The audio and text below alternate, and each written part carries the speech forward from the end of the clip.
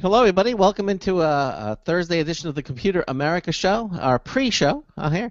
I think we're going to get what was it, an a warm-up comedian. I think that's what we need here, Ben, for you We know. need a warm-up comedian and a during-show comedian because we're not very funny. So you say, uh, and maybe an after the show, and a show-ending comedian too. We don't really need We, we, we just need to chock every minute full of comedians. Just a rewrite it. rewrite everything. 1 minute until showtime. Well, we have a great show planned for you. Two guests in the first hour. We're going to have Go with us, talking about safe maps and what that actually means. And in the second hour, we're going to have Vericred talking about their Plan Compass program and healthcare. So using technology to do all these really cool, interesting things. So sit back, relax, enjoy the show as we start another 2-hour Computer America program.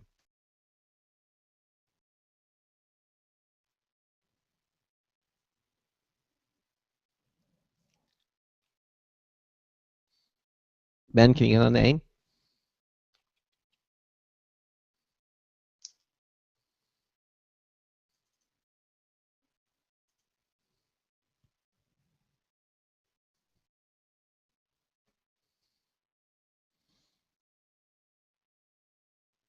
Your show will go live in 5 seconds. 4, 3, 2, 1.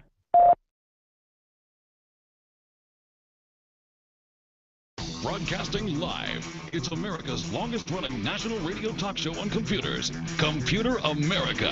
Hosted by national columnist Craig Crossman. Look for Craig's weekly column in your favorite newspaper. This show is being beamed nationwide at ComputerAmerica.com. Keep it here for technology news, computer products, guest interviews, and your phone calls. You're listening to Computer America. Hello and welcome into the Computer America Show.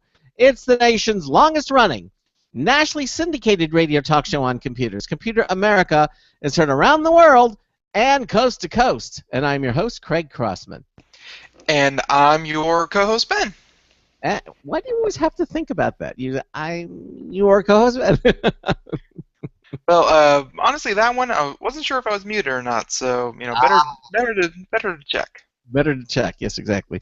Well, welcome into the Computer America program. I wish people would just get a slight inkling of what goes on behind the scenes, because we start up, everything's normal, but right up to the last... What? And ruin the magic? No. Yeah, exactly. Well, we are doing a lot of magic. We're making a lot of changes, as we said at the show, during the show. We're kind of hinting at them.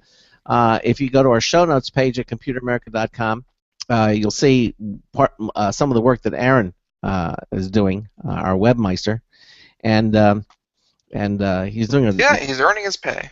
He's earning his pay. A little controversy going on, but I'm sure everything will work out, and it's going to look really, really nice. And as we everyone wondering, the controversy is Craig is having controversy, so everyone else is okay with it.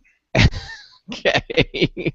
Just want you to know where the battle lines were. I see. Okay, then it's all my fault. And it is. So there it is. But it's got my name on it's Craig Crossman's Computer America, and so I want it to be right. And we don't like change. We're resistant to change, but change is a good thing, Anyway, welcome into the program. We have two guests tonight, and if we have time, we'll also do some computer and technology news brought to you by Slimware Utilities, the official optimization software of Computer America. We always try to get some news stories in. In the second hour, we're going to have a company called Vericred on the program, and they're here to talk about their Plan Compass program, which allows you to find affordable first-rate medical coverage using technology. Interesting program. So yes, so he's going to be on in the second. We'll have the CEO, co-founder and CEO of the company on with us talking about that. And anything else you want to mention before we get started, Ben? No. The big thing happening right now is, of course, the show notes and all that's happening there. So, if you're really interested, we'll make bigger announcements in the coming days. But Right. Other than that, though, no, just we're going to be refocusing our efforts on our social media. So, Mhm. Pinterest, Twitter, Facebook, what have you. Look for some cool stuff there as well in the coming weeks. But as for tonight, no, I'm good. Okay. Well, if you have a comment or question, you can give us a call. We always have our phone lines open at 347-884-8881. That's 347-884-8881. I'll get you on and get you through. Email. Yes, we use email. If you don't want to go on the, We're so ancient. yes, but we still use it. Live, Live, at computeramerica.com. So you can get your question answered that way. You can do that. You can also join us in our live interactive chat room, which is also evidently going to be changing. From our homepage at computeramerica.com, you'll see it says chat/video. Click that button, and you'll go to our split screen. On the left-hand side there is the chat room entry form. Make up a username. That's the name you'll be known by when you go in there. Click the connect button, and your browser will move you into the chat room. A lot of friendly people are waiting to greet you. On the right-hand side, you'll see our live Computer America video stream. That's right. We are a radio talk show, but also we stream our program as well, live video. So you can watch us. You can see myself, you can see Ben, you can see our guests many times. And we're going to be enhancing that as well because we have the screen share ability. You can see what's on any of our participants' screen or with product demonstrations. These are all some of the things that are in the works that we're going to continue on expanding here as we continue to expand the website at computeramerica.com. So that's how you can interact with us. And now let's get to our first hour guest. And he is, we start off by saying that today's smartphones and computers have all kinds of maps you can use. I mean, you can use Google Maps. You can use Apple Maps if you have an Apple phone. Oh yeah, I just recently used that. It was like Map Me or something. It was some kind of Me app where I had never heard of the service before. Not affiliated with Google Maps or Apple Maps or anything like that. But it was a complete mapping and GPS app. Right. I remember. All on its own. Yeah, and you have that. I use Apple Maps. I use Google Maps. I use them both. Sometimes I use the Apple Map because Apple Maps interfaces with Siri. So if I'm driving or something, I can just ask for the location to go, which is kind of nice, and Siri will launch Apple Maps. So that's. And I think the Apple Map gate is pretty much over.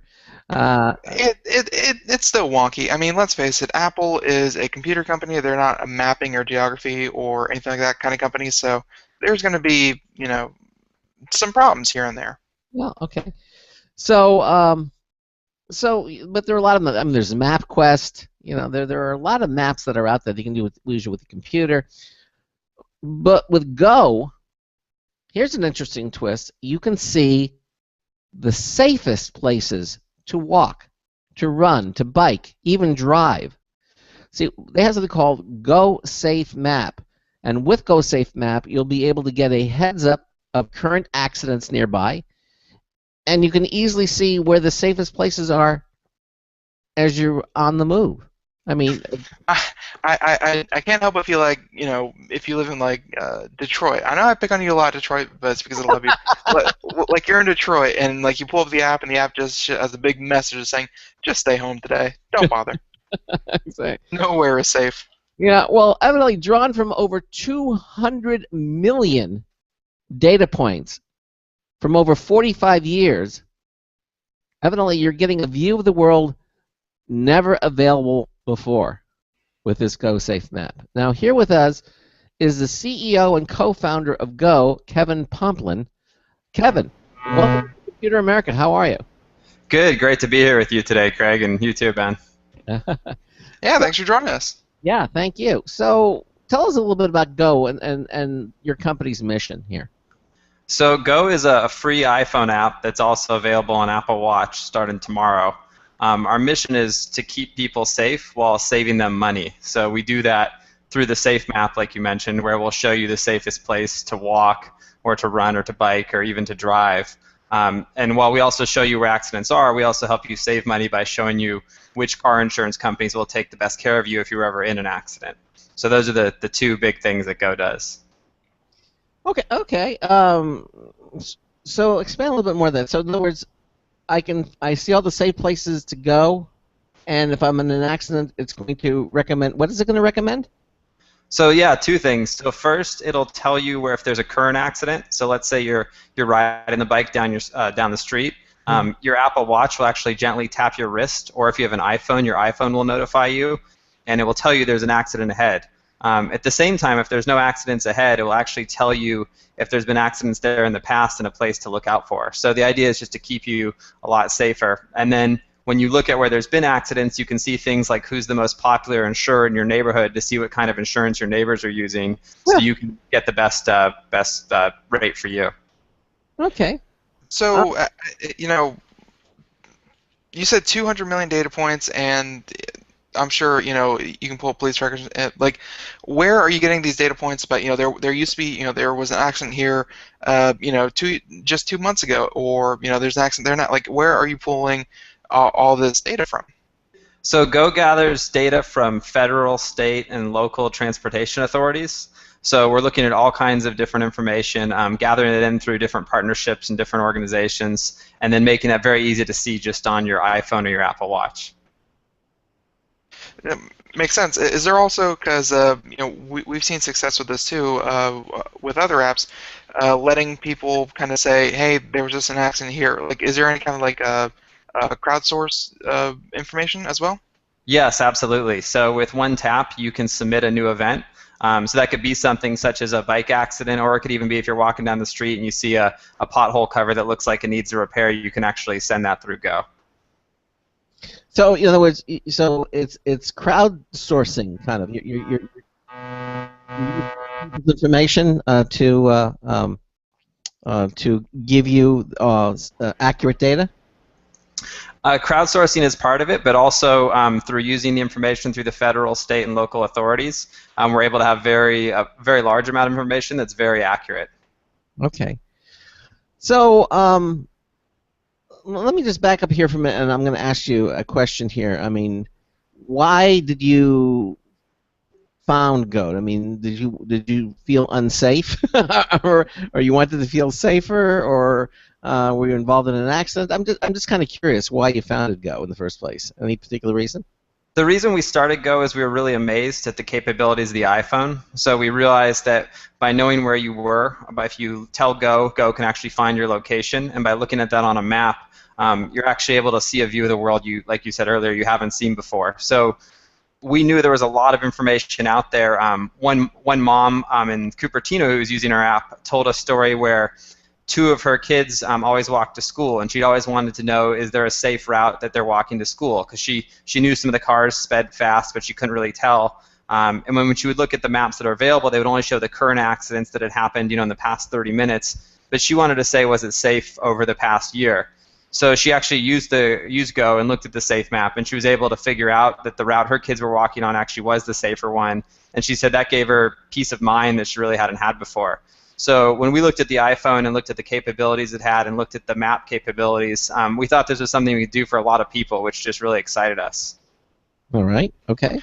Good motivation. Well, I'm getting all these images of like kids walking home around neighborhoods, and like they get their backpack stolen, pushed down to the ground, and they have to go home, and their mom pulls out the app with a sigh and pokes the location. It's like, well, Johnny, you were the first person in 3 years to get mugged there, so congratulations. Like it's I kind of joke about it, but I mean it shows all that data from all those years. Is like you can kind of specify 1 year, 5 years, or 3 months, or is it just a blanket from the beginning of your data? This is how many times this happened. There's two things. So the first thing is seeing the current view, so you can see what's going on right now. And the second thing is you can see a historical view. So that's where it goes back all the way 45 years to say, looking at all these different things that have happened, where is the safest place for you to be? And it's focused on basically accident data. So cars getting in accidents, bikes getting in accidents, people getting in accidents. But it's constantly changing every day. So the nice thing is everyone has their own personal safe map based on what time of day they're traveling, based on where they're traveling. So it's truly your own safe map. Okay. All right. That's really a different way to use the iPhone. I mean, I'm sure a lot of people are amazed with what they can do with the iPhone, but to kind of put that much data together, it's doesn't really like. I don't mean to say it in this way, but like it doesn't seem like a first venture, kind of a first foray into an app is just pulling that much data together in that kind of way, and that's really unique, really cool. Thank you. Yeah, we tried to make it really simple. So when you don't need to learn how to use the map. It's like everyone knows how to use a map. You just open it up, and if there's something current going on, it'll be pulsing, and you can see it with the pulsing color. And if there's something that's historical, that'll be in a lighter color. And then you just tap on whatever you'd like to see. And you can actually share it too. So one of the things we've heard, there was one father in the PTA who wanted to get a new stop sign in the neighborhood, and they could never figure out how to show the right data to their local congresswoman. And they finally found with the Go Safe Map that they're able to actually share an image of that on Nextdoor. And as soon as that's available starting tomorrow on Apple Watch, they're actually going to use the Safe Map images to help get new stop signs and get new things in their neighborhood. All right, so this is obviously the Apple Watch is coming out tomorrow, I guess, right? And so I guess what you want to do is you announced that you're coming out with support for the Apple Watch as well as iOS. Can you tell us a little bit about what you're going to be doing with that? Yeah, so we're super excited about Apple Watch. Go will be available on Apple Watch starting tomorrow. And what it'll do, it has a special capability called Live Alerts. So before you go out for a walk or jog or to ride your bike, you can turn on Go. And then as you're moving, Go actually figures that out, and it will gently tap your wrist and tell you if you're approaching an area to look out for. So for parents, walking to school with their kids, or for people going for a walk on the weekends, or even people cycling around the city or their neighborhood, the watch actually uses the capabilities. It's called the Taptic Engine, which will actually gently tap your wrist and let you know if something's coming up. That is very, very cool. That is one of the neat features of the watch. And I mean, how long? I mean, I assume you got a developer kit, an SDK from Apple to make all of this work and kind of integrate it. How long have you been working on this product for the Apple Watch? We were really excited. So we actually started working on the day the developer kit came out. So we downloaded it and started going away at it, and now it's just it's very exciting. It's starting tomorrow morning. People will be actually using Go on their Apple Watches. Yeah, that is. I mean, it's going to be an interesting day tomorrow. So to see all that. Yeah, we just had to call her, and she wanted to know if it shows accidents in your immediate area, in real time. It does. So it shows your current location, and then you can see accidents right by you. So it's very easy to see. Your current location is a blue dot that is pulsing, just like you're used to seeing in your Apple Maps. And then the accidents nearby, if there are there, they'll show you right away. You can also save locations. So if you want to see by your spouse's work, for example, if anything's going on there, you can save a location, and Go will notify you if there's something happening somewhere away from you. Okay. All right. So that answers it. Yeah, and exactly. And thanks for the caller for that question. Now, we would have put her on, but we had a bad connection. I don't know if this is about bad connections tonight. I think the technology gods are, although things are working well so far. So we'll keep it. So let's continue on. So you mentioned you're coming out with the Apple Watch, and I assume you're also available for the iOS platform, correct? Yes, exactly. So people, whether they have a Go on iPhone or Go on Apple Watch, they can use it with both, and you don't need to have both. Okay, yeah, exactly. So discuss Safe Map in more detail. With some of the specifics. For example, like Safe Map capabilities. Let's talk about some of those. So some of the capabilities we hear the most that people are excited about. One is just to look at between their home and school, or home and work, or even like local grocery store, to look at the area around them and to find out where is safest, specifically for if they're walking, running, or cycling. So almost everyone who's got on a bike and ridden around has kind of gone by a street that they felt cars were speeding a little fast. You can actually filter the Safe Map to see where the safest areas are by walking, jogging, or running. So that's one capability that people get pretty excited about. A second one is the ability to save locations that you're interested in, like where you live or where you work or where you go to school. And then if anything happens around those locations, you will be notified. So that's one of the things that we've seen a really enthusiastic response about. And then the third thing is just how easy it is to share this information. So Nextdoor, as everyone knows, is becoming pretty popular for sharing things in your neighborhood. and now you can see if there's actually something on the safe map that says this intersection's a little less safe than this other one down the street. Parents can share that around the neighborhood, or anyone can share that to tell their neighbors, here's one area that's safer than this other area. Right. Listen, we have our caller back. Her name is Brittany. She has a question for you, so we're going to let her on. Computer America, Craig Crossman. Hi, Brittany. Hi. Hi. I just wanted to know if it showed like the crime in the area, like if there's a safer route if you're driving at night alone. So Go focuses on the accidents in the area, so it'll show you based on traffic accidents or bike accidents or accidents that involve people, and it's all based around automotive. So it's not, it doesn't focus on the crime in the area. Although maybe that might okay. that might be something you might want to add in the future. Obviously, there's a lot of interest in it. I mean, yeah, the product is just coming out, so obviously you have room for improvements, correct? Absolutely. So we think that's something really exciting for the future going forward. And because with Apple Watch, a lot of people are moving, a lot of people are going to use the Apple Watch Sport and focusing on fitness, we really found that people were most excited about the cases while they were exercising. All right, Brittany, listen, thanks for the call. And Thank you. you going to get an Apple Watch tomorrow? Maybe. Okay. I have Go. Oh, you have Go. Okay, good enough. Thanks, Brittany, for calling. All right, 347-884-8881. That's 347-884-8881. I'll get you on. I'll get you through. Kevin Pomplin is here with us tonight talking about SafeMap. I guess it's the first thing that comes to mind. I mean, one of the things that come to mind is not only auto accidents, but crime in the area. So I would think I kind of have to peg that on, if I'm speaking for, everyone here, it's kind of the name, safe map and traffic accidents, that makes sense, and you definitely don't want to be in a traffic accident. And now, it's actually kind of clicking in my head about, the car insurance rates and things like that. Like that's really making sense now. But safe map, safe also means safety for your person, not just your vehicle. So it makes sense for a lot of people. I get it. Yeah, exactly. So let's continue on about, you have a couple of safe map, I think you mentioned one quickly, some safe map use cases that you'd like to talk about, Kevin? Yeah, so we just wanted to share, a couple of the stories that we'd seen that were pretty exciting. One was a person named Kyle who rides his bike in the city in San Francisco. There's a lot of streets that are very narrow and a lot of cars moving around.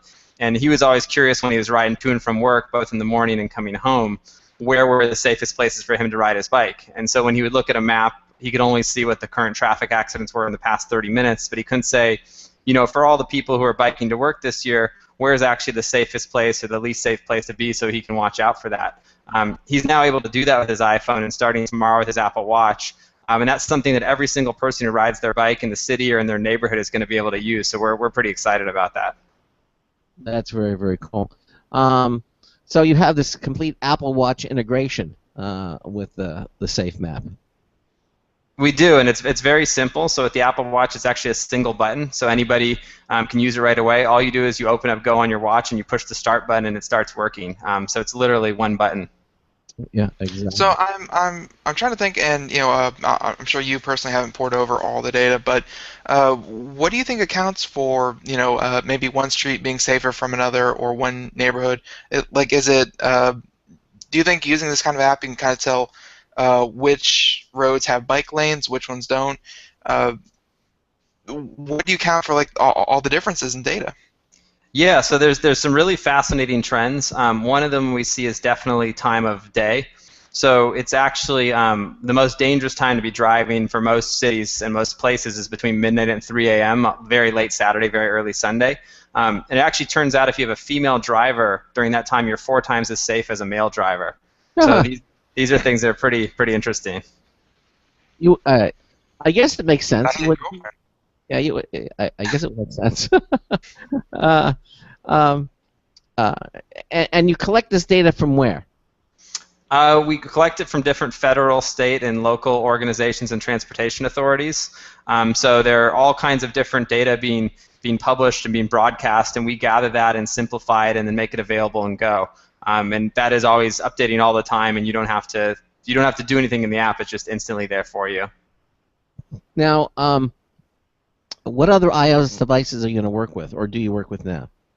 So right now, Go is available starting from the iPhone 4, also the iPhone 5, the 5S and 5C as well. It works on both versions of the iPhone 6, and starting tomorrow, works on Apple Watch. And also, if you have an iPod Touch, Go works there as well. Okay. Anything else you want to tell us about Go that currently as it is, Kevin? I think what we're most excited about is just hearing from people actually using the product and trying it out. It's been on iPhone obviously now for a little over a week and starts to be on Apple Watch tomorrow. One real estate agent called us and told us that he's now actually showing his clients the Safe Map when they're trying to decide between a few different houses they want to move into or rent. So he can actually show them that if they like to walk around, here's a safe area to walk, which was pretty fascinating. We hadn't heard that before. The story about the parent in the PTA who is using the Safe Map to talk to their congresswoman, we were really excited about. And then also just hearing about parents being able to know more about what's going on in their neighborhood for the safety of their kids. We think that's something very helpful and that we're also excited about. Yeah, I'm trying to think of another service, like not even focusing on the mobile aspect of being in the phone and like even if you're sitting at your home trying to do your research. I'm trying to think of another service that would kind of pull together the same information and let you see that. And I'm drawing a blank here. It's when I said that's unique. It's really the first time I heard of, like, I knew or I'm sure people know that you can get the accident reports out there and you can get them, but first of all, going through that many is nigh impossible without a computer brain. And it's going to be too time consuming, and you probably won't be able to draw the conclusions that you want to. So I guess you guys just use that whole plot system to really kind of show people visually what's going on, rather than just saying here's a list of everything. Don't be here.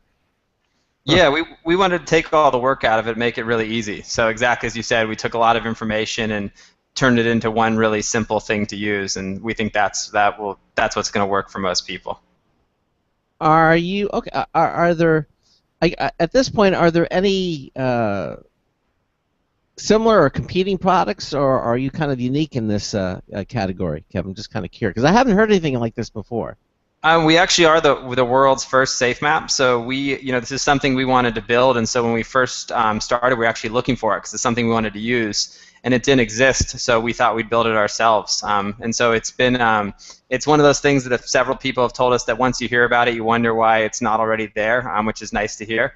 So we haven't seen anything else like it, and we're just excited to get it in the hands of more people.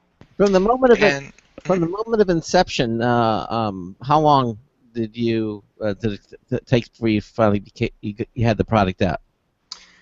We actually moved pretty fast. So I'd say from when we were first sitting there putting together the first lines of code to when it was on the App Store for the launch of iPhone 6, that was less than about 4 or 5 months. We're continuing to improve it every single day, but we moved pretty fast then because we wanted to be available for iPhone 6, which we were actually featured by Apple on the homepage of the finance section alongside other apps that were very large public companies. That's kudos to you. That's a nice thing to happen. Are you a coder yourself? And what's your background? I am an engineer by background. I'm the co-founder and CEO of Go. I helped write a lot of the initial part of the product. Right now I really focus on our customers, really on the market and on our brand. I still get to participate in the product, but we've got a really talented team who does most of the work now building the product, so they make all the magic happen inside the actual app. How many people are in your company that does this? We haven't shared that publicly yet, but we're a pretty small team that likes to try to have a large impact, so we're probably less people than some others assume. Okay. I'm sorry, Ben, you had a question? Nope, we can't hear you. We don't hear you. We're not hearing you. Nope, keep going. I'm good. You're good. Okay. So where do you think Go is headed for 2015 and beyond, Kevin? Say Android. Hopefully you're going to say Android. So we're actually iOS only. We are very excited about Apple Watch. As we've all heard, most people are expecting Apple Watch to sell at least 50 million units this year.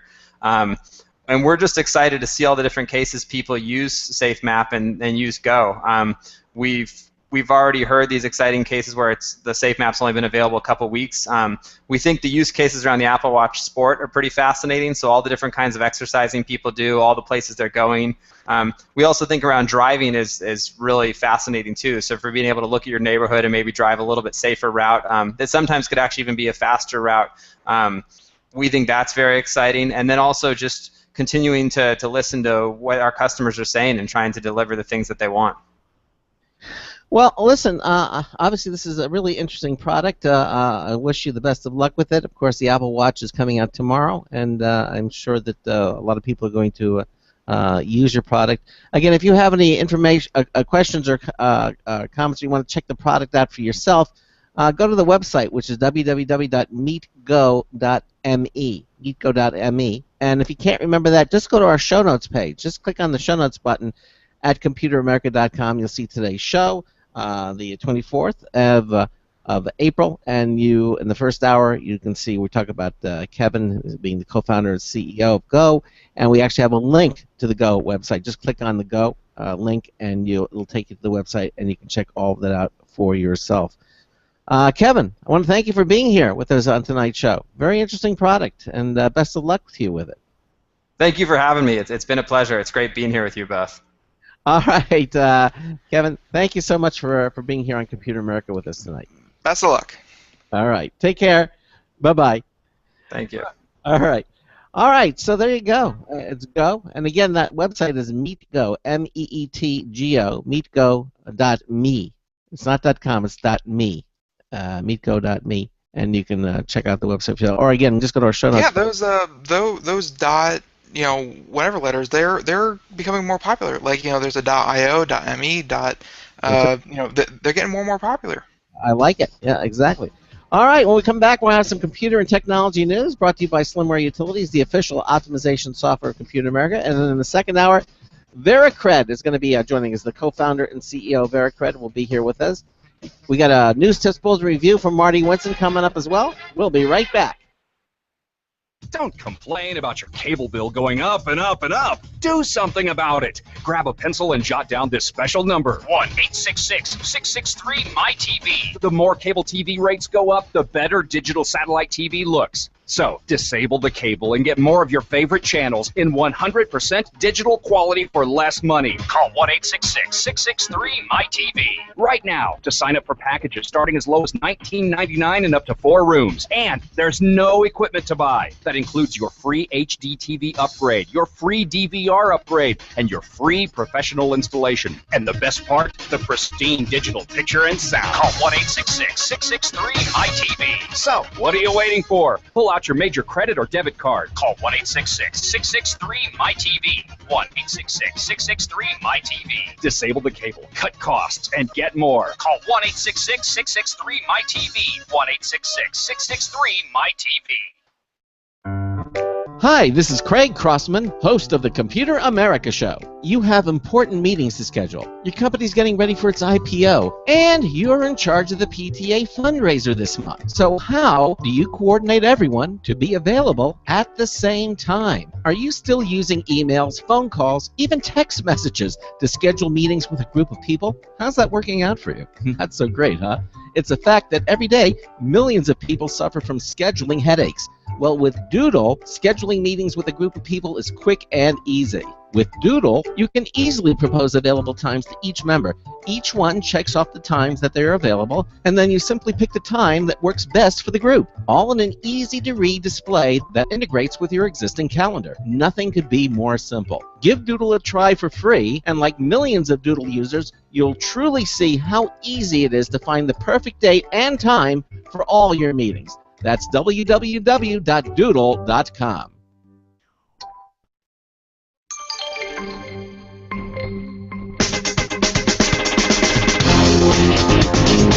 I see you. This is Marty Winston with the News Tips Bulletin Review for Computer America. This time the VTech Connect-to-Cell cordless phone.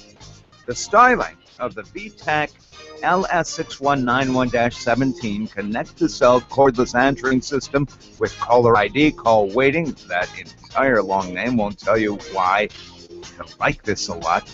Is a modernistic salute to the desk phones of the 1950s, absent the coiled cord. The DECT 6 handset cradles much like the classics, but in this case it charges in its cradle. Both handset and base offer speakerphone, caller ID, and other cool functions. You can also pair it with your mobile to make both kinds of calls from one place.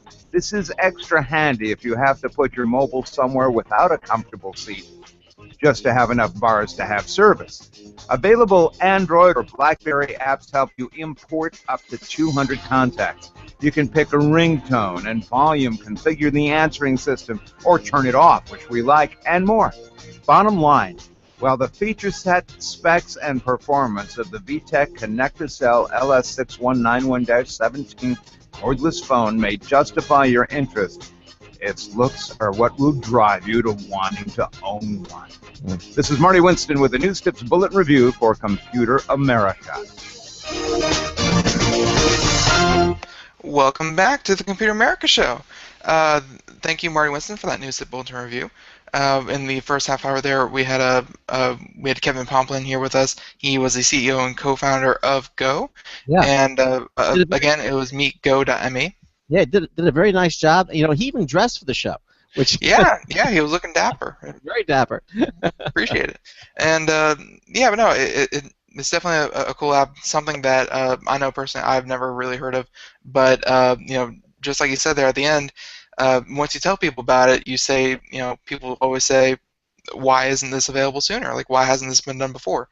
So very, very cool. And especially if you have anything iOS related or an Apple Watch coming out tomorrow, you know, definitely check it out, because really not only is it kind of something I haven't heard before, but it's also an app, I guess, kind of targeted towards the Apple Watch. And the Apple Watch being so new, I doubt there are that many apps for it. So, you know, a cool app, and a cool app for a device that really is probably devoid of cool apps. Yeah, no, I would. It won't be devoid, but obviously they're going to. Lacking cool apps. It will be slim pickings for a while until they get it in more people's hands, and you know, develop apps for it. Yeah. Well, are we going to do some computer and technology news? I think. I think we will. We have some interesting stories lined up, I assume. Yeah. All right. Well, yeah, we're doing okay. All right, good. Well, let us go and do that now. Tonight's Computer and Technology News is brought to you by Slimware Utilities, the official optimization software of Computer America. You can visit them at slimwareutilities.com to clean, speed up, and optimize your Windows system for free. That's right. For free? Yeah, for free. Everything at slimwareutilities.com, completely free. They don't, say, oh, use it for 30 days and then you have to pay us, or no, nothing like that. It's completely free. Download them all, and have them standing by. Use them, and you'll be very happy that you did. You'll thank us for it. slimwareutilities.com. So what do we got in the news, Ben? You're muted. Not bad. I'm just sending you these right here. But the big one today, the biggest news today, I'm getting this one from the HuffPo, the Huffington Post, is this one. Actually, they pulled theirs from Reuters, so we're actually going to say we got it from Reuters. And FCC move could kill Comcast Time Warner Cable mega merger. So yeah, apparently Comcast and Time Warner Cable, they're no longer going to merge. Really? Really, and that was the. Let's see if I can find a number here real quick. I think it was northwards of like $45 billion. Wow.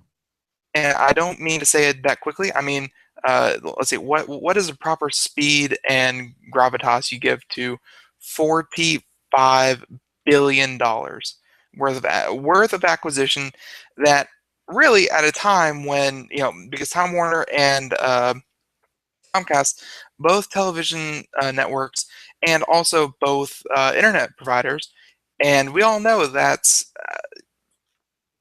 and this is kind of blocked by the FCC, and this is coming from a time when, let's face it, people really don't have a choice in their internet providers. They usually have one, or they have two at most. Like seriously, a large majority of the American public doesn't have a choice in their ISP. And, there's been some shady go-arounds that they've been talking about how wherever Time Warner is, Comcast is not. So they're saying this is a perfectly legitimate merger because we don't compete with each other. And first of all, that's a shady way to say that, because they should be competing. It's a free market. They should be, and not, kind of divvying up property like it is territory. But, you know, this was obviously seen through by the FCC, and even though they're willing to throw out $45 billion to merge the two companies, um, apparently that's not what the FCC said is okay. So that looks like it's not going to happen. Okay. They didn't think it was citing monopoly, anti-monopoly reasons, were they? I don't think they were saying it was going to be a monopoly, because it's not a monopoly, but it starts with like an O, like an oligopoly or something like that. Okay. It's not like the FCC's exact words were, "This is not the best choice for the American public." And when you're combining these two companies, like really, when you're throwing out $45 billion and you talk about companies this big and providing this kind of service, you don't want to, that's when you start, having the FCC come in and say, well, we kind of have to think about, the consumer's best interest here. Yeah. And this is not it. Less competition is not what people need right now in this ISP environment. And really, ask us. We talk about it every night. Ask many experts out there. They're right. Now is not a time for less competition. Now is definitely a time for more competition. All right. Well, I think competition is the healthy thing. I mean, that's where the consumer wins. Kind of how capitalism works. Unfortunately, sometimes, especially with ISP and television providers, there really hasn't been much competition. Like, truly, there hasn't been much competition. Well, yeah. Okay. So this is going to allow for more competition. This is going to prevent two of the largest companies in the industry. It's going to keep two of the largest companies in the industry from combining, which then take them, I want to say, gives them about 35% of all internet and television users. Yeah. Somewhere around there. But yeah, no, just a vast majority of users have one choice, which would be Time Warner Cable and Comcast merged company, whatever that ends up being. Yeah. But again, it was blocked, shut down, not going to happen. I'm sure they're going to, go back and hit the locker room and say, okay, now how are we really going to do this? But as it stands now, it looks like it's not going through. Okay. All right. Which is good. People were rightly concerned that service was going to drop off. Well, we've seen things like this happen time and time again in the technology industry, and it's not going away. There'll always be things like that, but you have to, rely on government processes to protect the consumer. Yeah, it's not, most people aren't for government intervention, but regulation of some things, especially when it comes to the internet and the infrastructure behind it, really keeps people from hurting and being at the mercy of companies. Yeah. All right. Let's continue on. This is not as all-encompassing as like the merger deal that didn't go through with Comcast and Time Warner, but there's a new monitor that's just begun shipping, and it is. I find this particularly of interest because they're calling it a gaming monitor, and what it does, what really makes this monitor unique, is that it supports AMD's FreeSync protocol, which is kind of interesting. Now, I think it was last month, I think that AMD had announced a very small number of monitors supporting its FreeSync technology, and which, by the way, is their version to NVIDIA's G-Sync solution, which ensures smoother gameplay. By the way, now I know you have the Titan X, but your monitor doesn't have this G-Sync solution. Is that's something you only find in later monitors, or is that something? G-Sync is relatively new. I think it was first unveiled sometime last year with their latest graphics card. So yeah, no, it's something very, very new. Now, I know you're looking at getting another monitor. Do you think it's something that would support G-Sync? I mean, it doesn't have to be. It wouldn't have to be an ultra high def, 4K monitor. Fortunately, the ones that support G-Sync are generally the G-Sync technology inside graphics cards already tries the best to sync up with your monitor, regardless if it's a gaming one, G-Sync compatible, what have you. I mean, it tries to do its best already, but G-Sync compatible usually right now is hand in hand with ultra high definition 27 to 40-inch monitor. You're looking at probably somewhere over $500 for G-Sync. Well, this particular monitor, again, it's a 27-inch monitor. Manufacturer suggested price is $599. It's $600. Okay. Yep. It supports the WQHD resolution, 2560 by 1440, 144 hertz refresh rate. I don't want to say that without G-Sync your monitor won't work with these graphics cards. No, they'll work, and they'll work beautifully. It'll work amazingly well. It's just some monitors have the software put into them to be very, very compatible with the G-Sync technology, and that's just gonna and there are YouTube videos out there that you can go check out and see the difference. And while to some it may not be very noticeable, to others it's a lifesaver. Okay. All right. Well, this monitor is just coming out now. This particular one from BenQ. I just noticed it. It has your name on it. BenQ. Thank you. Yeah, this monitor has your name. Now, if only I had the $600 to throw at a monitor. Exactly. Well, now, as I said, it supports FreeSync along with a number of advertised technologies such as Revolution Eyes, which is supposed to protect eyes during extended periods of use. I wonder how that. I never heard of Revolution Eyes. That's something new. Yeah. How does that work? Do you know? Revolution Eyes? Yeah, it's a technology that's supposed to protect eyes during extended periods of use. I know that some monitors, after so much use, after being so long for powered on, they'll start emitting bluer and bluer tones, and blue LED tones don't put as much stress on the eyes, so might be something to do with that. Okay. All right. Not sure though. Yeah. All right. And then also it has something called zero flicker, which eliminates flickering at all brightness levels to reduce eye strain. That's nice. Built-in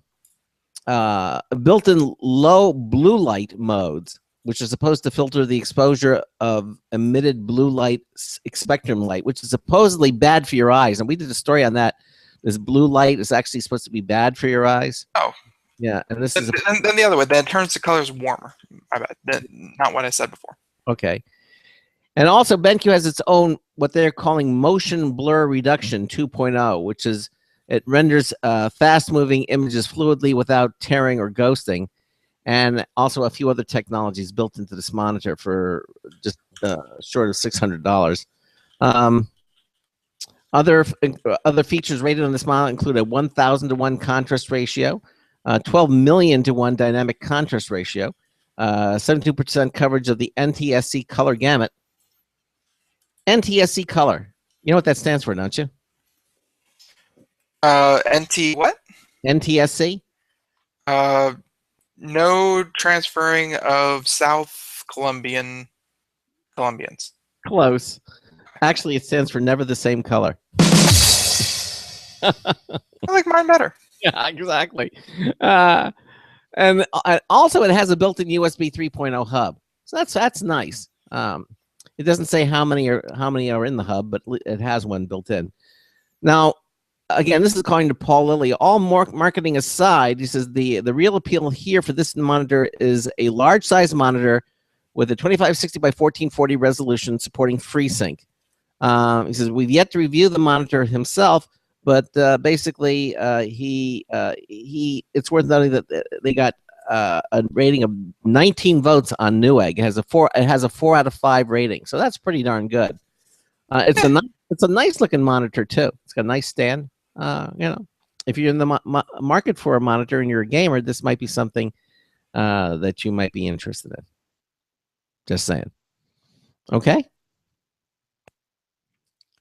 Nope, can't hear you. This mute button will be the end of me. I'm hoping anyone out there who knows about microphones and things like that, I'm hoping to use my called a Blue Digital Spark. Yeah, it's a nice. So hopefully I'll be switching that permanently in the coming weeks. Like we're talking about upgrades here on the Computer America Show coming up in the next couple days and weeks. There's going to be a lot of them, so keep an eye out. Hopefully quality goes up. Let's hope. Yeah. No, you're not ousting me, but I think that's gonna take a coup, which I don't think you guys have in you, so don't worry about it.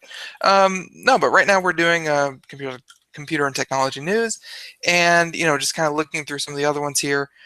We were just talking about this one last night, and the big announcement from Tesla. Oh yes. And yeah, so and again, this was way back on March 30th. Elon Musk sent out the tweet: major new Tesla product line, not a car, will be unveiled at Hawthorne Design Studio on Thursday, 8 p.m., April 30th. So, of course, mark your calendars for a week from now.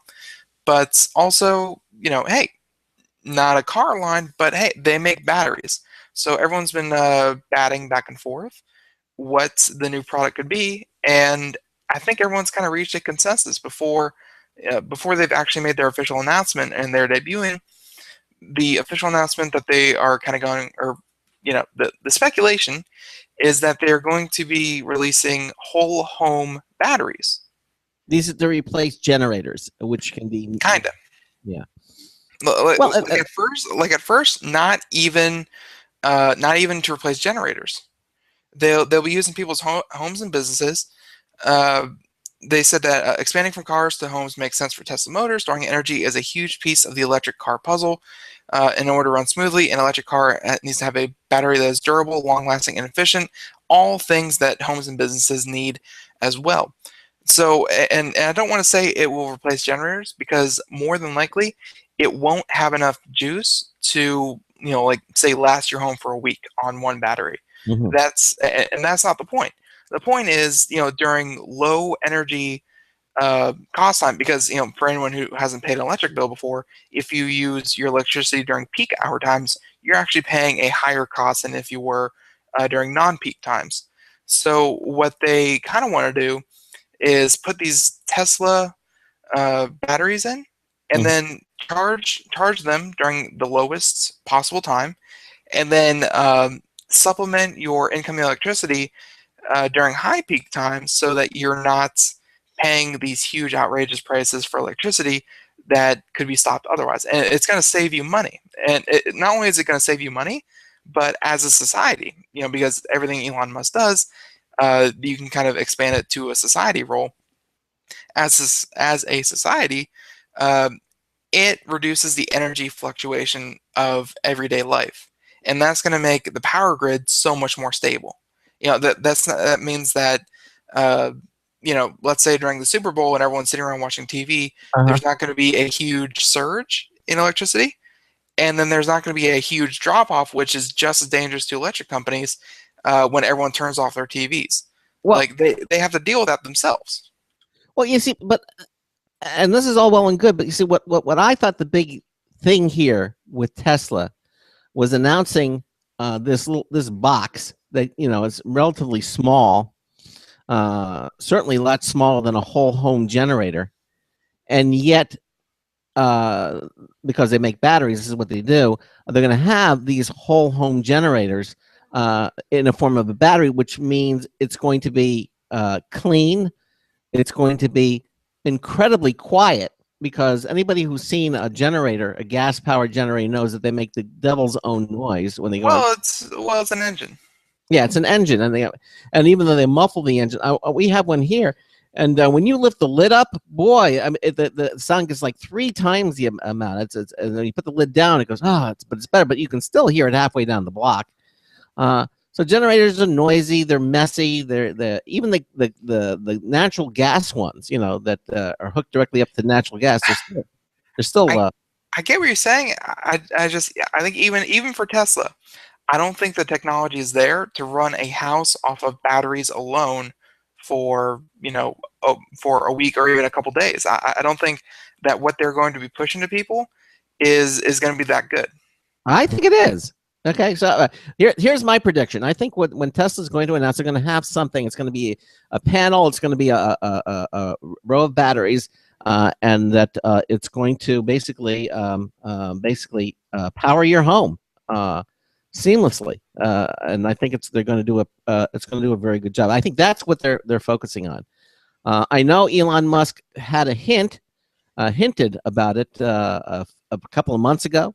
He sort of like winked at the audience and said, we've got a new product that we're getting ready to introduce, but I don't think that it's going to replace a home generator. That's such a huge like that would seriously have to come into like you'd have to use that in conjunction with.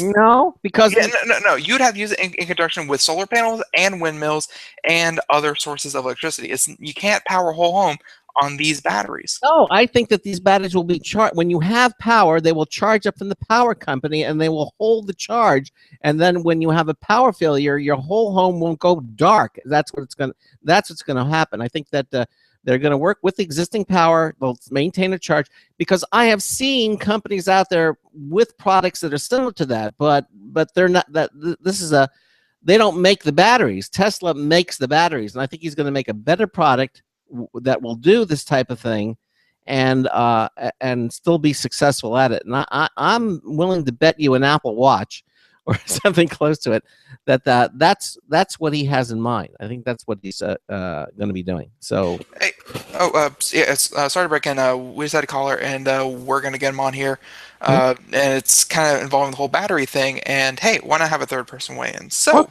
all right, well, let's go. Caller, Computer America, Craig Crossman. Hi, how are you? I'm doing all right. Okay, what's your take on this battery issue?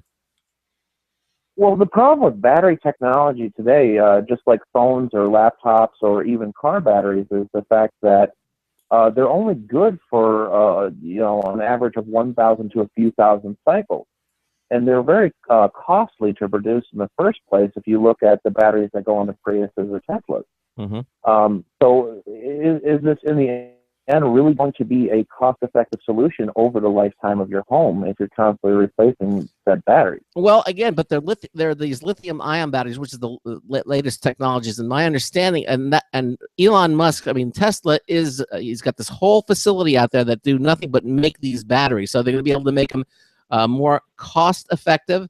And I thought that they were also. I mean, with Teslas, I know that you can swap out the battery packs as well. Like, you don't get the same battery for the life of the battery. You're actually swapping them out.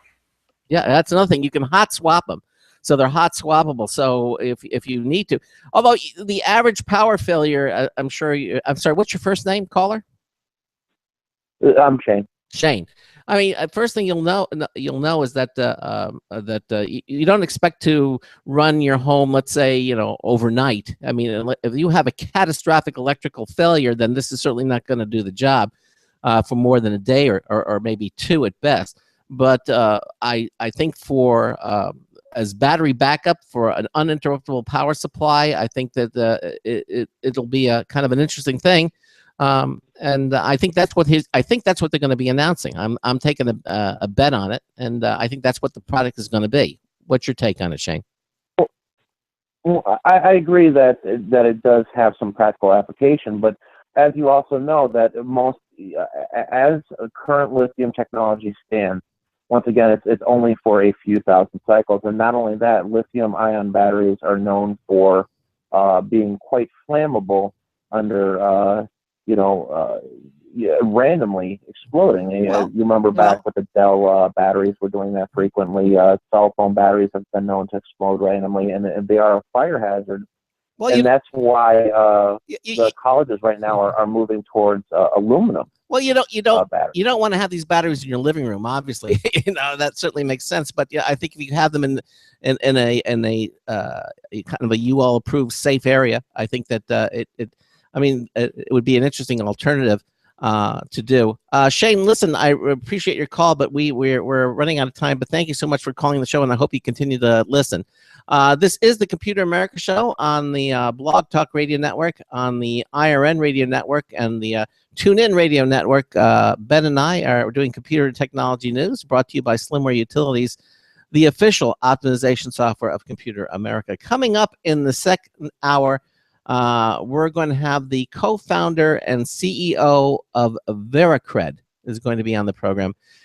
And they're going to be talking about something called Plan Compass, which is helps consumers like us to find health plans. Because let's face it, we're not on socialized medicine yet. And I don't think that's in our future for a while. We do have Obamacare. And I understand that's working out really well. Anyhow, yeah, you use it. And what Social Security pays 80%? Medicare, pays 80% of the hospital bill. But that might not even be enough. But anyway, we're going to talk to him about it and see what's happening. In the meantime, if you check out our website at computeramerica.com, check out our contests page at computeramerica.com. We have our Logitech contests.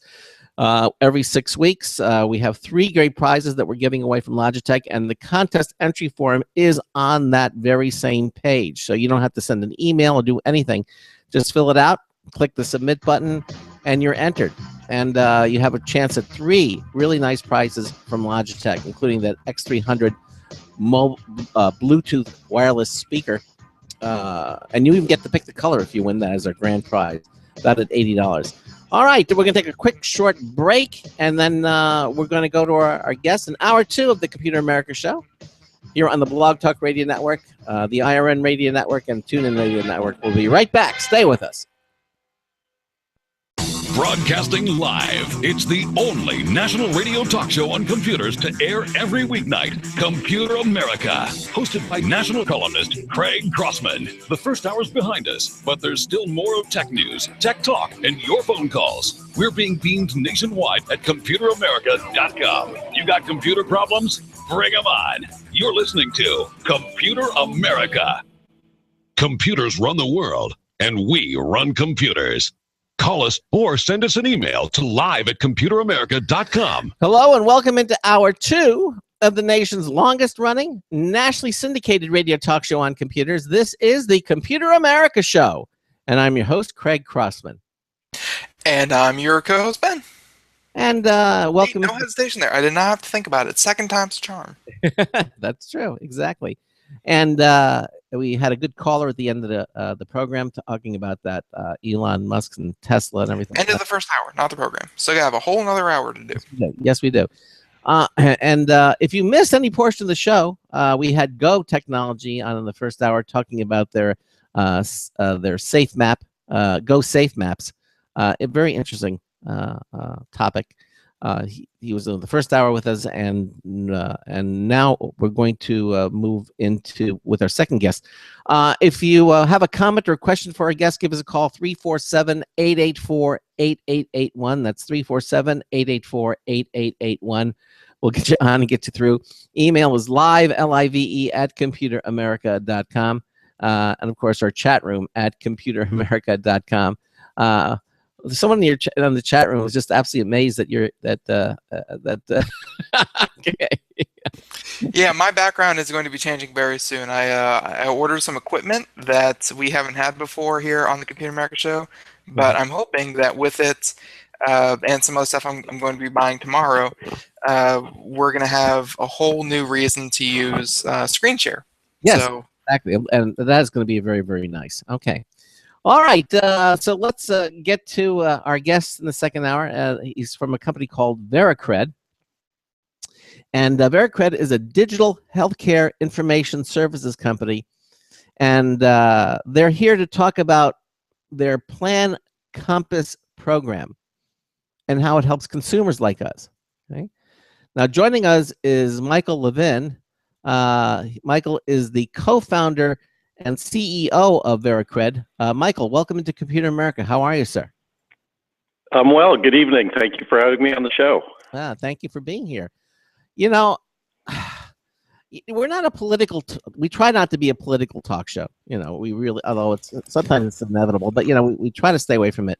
I was about to say, sometimes it just runs headlong into it. You can't avoid it. You can't avoid it. I mean, our healthcare is not what you would say the greatest healthcare plans that are out there. I mean, if you're born system, not plan system. Yeah, system.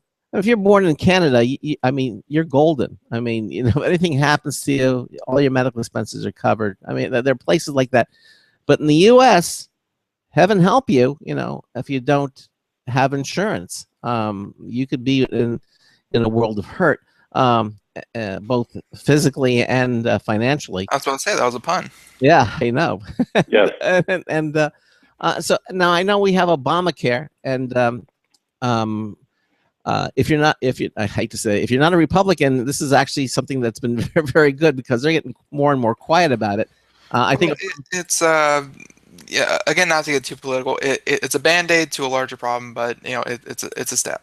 It is a step, and I think it's a step in the right direction. But I understand that. Tell us a little bit about your company, and I understand Vericred is a digital healthcare startup. So why don't you tell us a little bit about what your company does? So our focus is on healthcare provider data, and healthcare providers are the 6.8 million professionals, whether they be doctors or nurses or technicians, who require licensure or some kind of certification to do their job. And today, the information about those individuals, everything from their education to their licensure to the hospitals with whom they're affiliated, to their healthcare or health insurance affiliations, that information sits in all of these different silos across the healthcare spectrum. And that information is changing rapidly. About 30% of the information on any particular provider changes any given year. So you have this dual problem of this highly fragmented information set that's changing rapidly. And this information is used in a number of ways. It's used by hospitals to check the background of providers before they're brought on staff and while they're there. It's used by regulators to determine adequacy of healthcare resources in particular areas. It's used by insurers for developing their provider network. And of course, it's used by consumers to look up doctors, find information on doctors, make appointments for doctors. So this information that's valuable and necessary to so many is sitting out there in all of these different silos. It's rapidly changing, and quite frankly, it's a mess. So our vision is to fix that mess. Okay. And so... Well, I guess you guys are coming in at the right time, because more and more of people's medical documents and just documents in general, they're all being digitized. Like I'm sure it won't be within another 5 years until you can completely verify your identity using your smartphone. Like there's going to be apps for your driver's license. There's going to be apps for your social security card. Like there's going to be like so much of our really important personal data, where at one time we were like, oh, you can't trust that to a computer, you can't trust that to the internet, you can't trust that being out there in the open. I think it's getting to the point, and I kind of want to see what you think. Is it getting to the point where like things are moving so digital that something like your service is becoming not only mandatory but easier to do? Well, one of the fundamental shifts that's going on that's really, really interesting is what's being termed the consumerization of healthcare. For up to just recently, people were patients, almost a bystander in the whole healthcare process. But now, as healthcare costs have risen, people are digging into their pockets more. They're paying more for the cost of their insurance as their employers are asking them to participate. Their deductibles are higher and going up. Their co-pays co-insurances are going up. So they're spending more. And now, as they're spending more, they want more information. They want more say. So they want to know more about the providers that they're seeing, their background, their quality. They want to know more about the insurance products that they're involved with. So this shift is causing a demand for data that hadn't existed before, and it's fundamentally shifting healthcare. And you spoke to healthcare records. As this information becomes more portable, people want to have access to their medical records and have the ability to move that information around depending on who they're seeing, depending on the apps they're using. Now, that's not our focus, but our focus is on the provider side to make that information accessible to consumers so they can make good choices. Yeah, exactly. Okay, so you speak on something as the consumerization of healthcare. Yep. What do you actually mean by the consumerization of healthcare? Quite simply, as individuals are paying more for their healthcare services, they want to know more, they want more information, and they want more say. So they want to know more about their insurance, they want to know more about their doctors, and they want to have more say about all those different elements. And this is a fundamental shift. So people are going from being a patient to being customers or consumers of healthcare, thus consumerization. Do you think that they always say the customer is always right? We don't see that in the healthcare system. For example, it's like you always feel like you're at the mercy of the. But I think at the same time, like people have been pushing, like healthcare really hasn't been one of those things where you shop around and you do like most people have a family doctor, they have a primary care physician, and they go to one person. Like it's not like shopping around really hasn't been part of the the whole system for a while now. You're correct, but now as people are being asked to pay more, they want more information. So they want transparency around the cost of services. They want to know why they should spend $250 or $500 on an MRI at one place versus $100 on an MRI at another. And when they're being asked to pay for a big chunk of it, or even all of that, they want that information to make a decision and understand the differences between those two places. They want more information about a doctor and specialists. So they are starting to shop around, and tools are starting to evolve that help consumers do that. There are companies building healthcare transparency tools, shedding light on the differences of costs of different services and procedures within a community, and the disparity can be huge.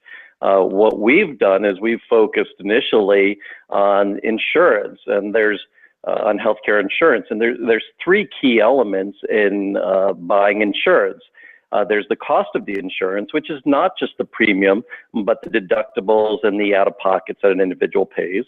There is the benefits. There are the benefits of the insurance, and then there are what doctors are available to that individual in that plan's network, and that also has an impact on cost. And people want to keep their doctors. Our research and that of others shows a high affinity for doctors. 80% of people want to keep their doctors, and for two key reasons. One, because they have an affinity, they have a relationship.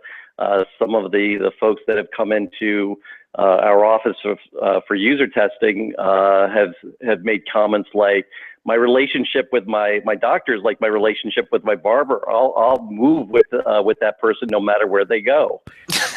And the other is it's incredibly burdensome to change doctors.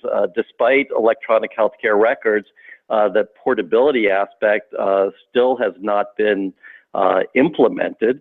So it's difficult to make that change. So what we've done is pulled those three elements together. And prior to Plan Compass, it's been exceedingly difficult to understand which plans the doctors that you want to keep, which health plans the doctors you want to keep participate in. So we've built Plan Compass to start with the doctors that you want to keep with, and we show you all the plans available in your area. And right next to the cost and benefits of each of those plans, we show who's in and who's out of each of those plans, so that you can quickly make an educated decision and balance those three elements: the cost, the benefits, and the doctors that you want to keep. Now, I have members. I remember when I was a kid, the doctor would actually come to the house and have his little black bag. Mm-hmm. I kid you not. I mean, this is what I remember, and you're right. I mean, one of the things that you like is the continuity of care. You have somebody Yes. who knows who you are. You're not just a number. He's a human being who knows you as a human being and is probably very friendly. And that was my memory of doctors. And although I still, the doctors that I have now are I know them or sort of friends with them, but that's fading away, and that it really is. It's becoming less and less. And probably in most cases, if you're in your 20s, you probably don't remember that. That's probably something out of. I was about to say that I think the proper term back then was witch doctor. Like you forgot the surname. They certainly has health is changed. So that's what you're doing. Basically, you're consumerizing healthcare. Well, what we're doing is helping people find the right insurance plan. So let's say you are an individual or a family, and you're either unemployed or your employer doesn't provide you with insurance, and you need to find insurance. So in most states, you would go during open enrollment to healthcare.gov, and you would see a number of plans. In the area that I live, there's roughly 30 plans, health plans that are available. Mm-hmm. And they're from 5 or 6 different insurance carriers. They have these notations called metal. They're available in bronze, silver, gold, platinum, and a horrible name, catastrophic. They have these terms: HMO, EPO, PPO, POS. And of course, they have all this cost data associated. Well, we know what that. So you look at. We know what that. We know what that POS stands for. No, but okay. Yeah. But let me just ask you. Let me stop you because we have a we have a question in the chat room who has a question for you. He wants to know if you could. If you check the records to see if the doctors have had medical penalties made against them by medical boards, he wants to know. So the short answer is for Plan Compass, we do not. Plan Compass is a tool to help individuals find and businesses find health plans in which their doctors participate. But the element that your listener is talking about gets into this broader area of provider data that drives licensing, that drives certification, and ultimately drives different quality measures.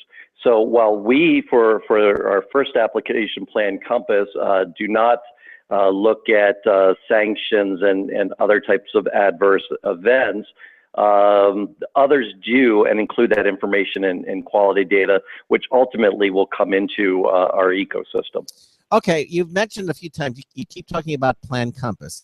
So I'm going to ask you, what is Plan Compass and how does it help consumers? Tell us a little bit more about it. Okay. So at the end of the day, people do want to keep their doctors. And if you're looking for a health plan, and I'm going to talk first about individuals, and then I'll talk a little bit about businesses. But if you were on that healthcare.gov and you were looking at those 30 plans, And say you had a couple of doctors that your family wanted to keep, perhaps your own internist and your wife's OB and your kid's pediatrician. You would have to go to each of the insurance carriers' websites and one at a time put in each of those three doctors' names and write that down, whether they're in or out of that plan. Then go back to healthcare.gov and look at the next one and go through this iterative cycle, and then try to look at those 30 plans with that information you wrote down on a piece of paper. And it's really difficult. It takes a long time. It's very, very frustrating. So what Plan Compass does is it flips the whole search process upside down.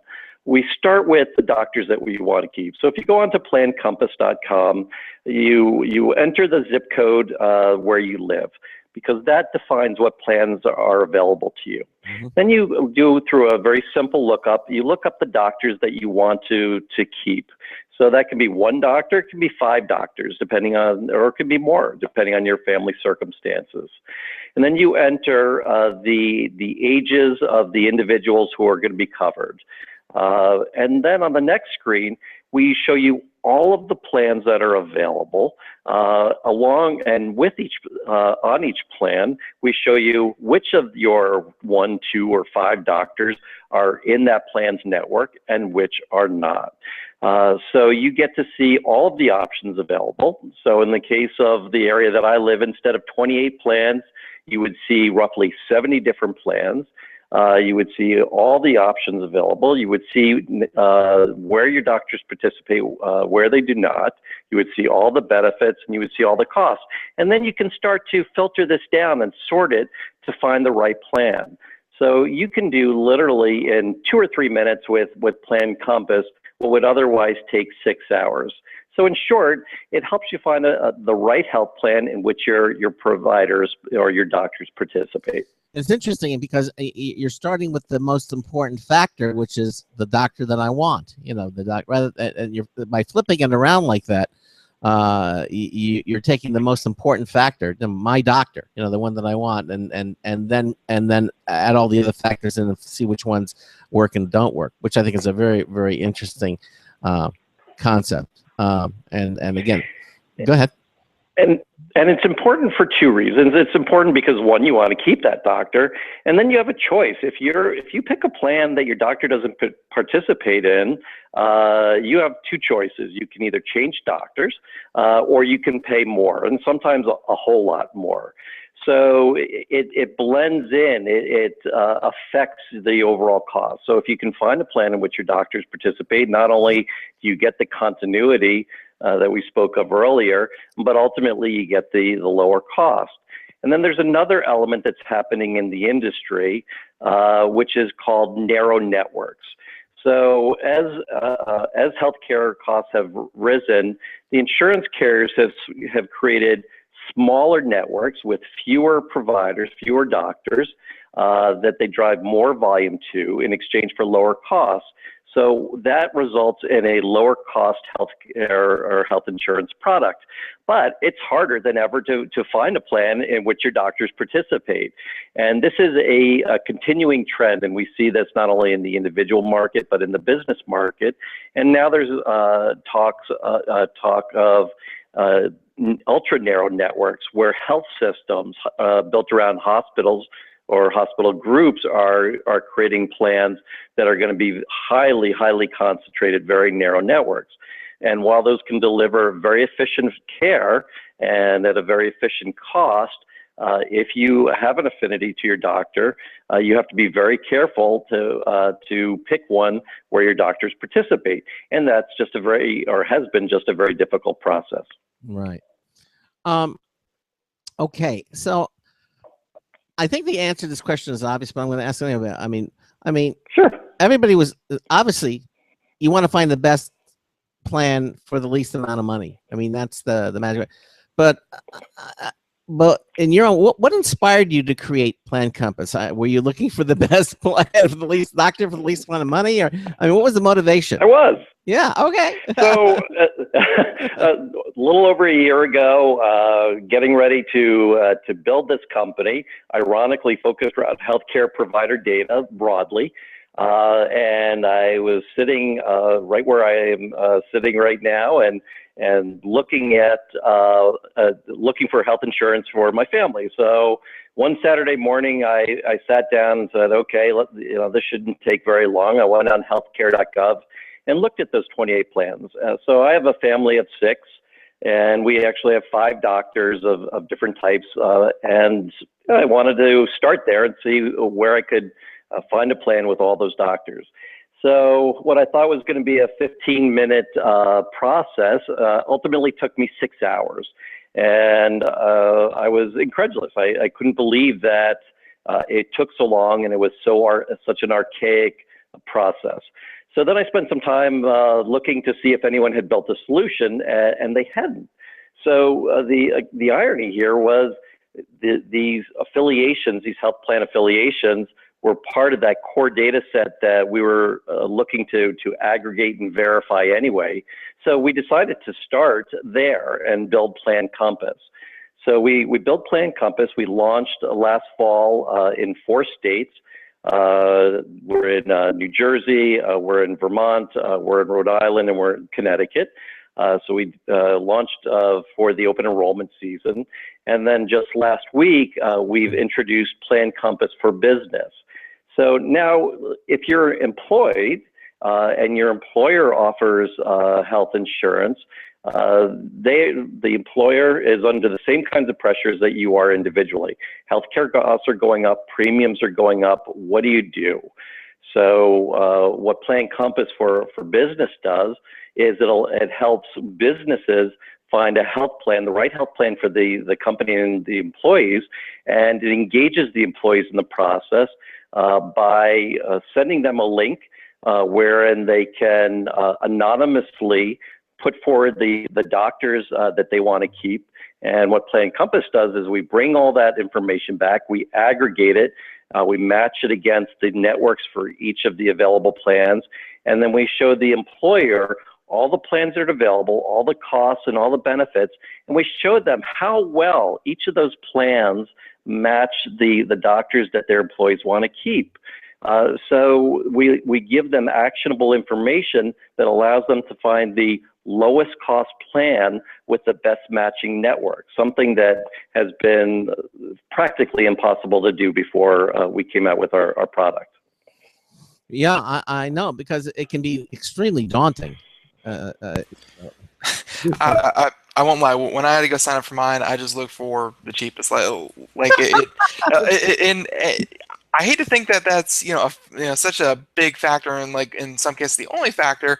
But that was just my personal experience. Was especially as a young person, I really like you bring up a lot of points like, maybe I should have thought of that when I was actually signing up for my healthcare. Like it's I should have thought about those things, but I didn't because. Either I didn't want to, or I just didn't have the time, whatever I was feeling that particular day. But I should be thinking about these kind of things. Yeah. Well, here's the beauty of it. Finding a plan that your doctors participate in doesn't have to be more expensive. It's a highly competitive market, and so many or most of the carriers have products that are similarly configured in terms of benefits and copays and deductibles and all that kind of stuff that cost about the same. So where they differ, and sometimes differ markedly, is on that network of doctors.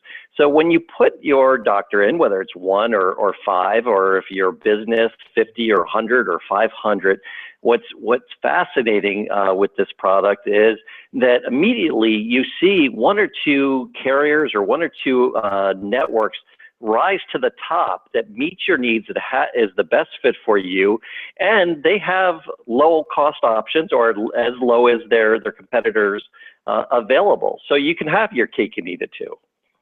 Really? Makes sense. Yeah, exactly. Okay, so so I understand now what inspired you to create this. And you mentioned you're only available now in 5 states. Are you going to you have plans for rollouts in other states as well? We do.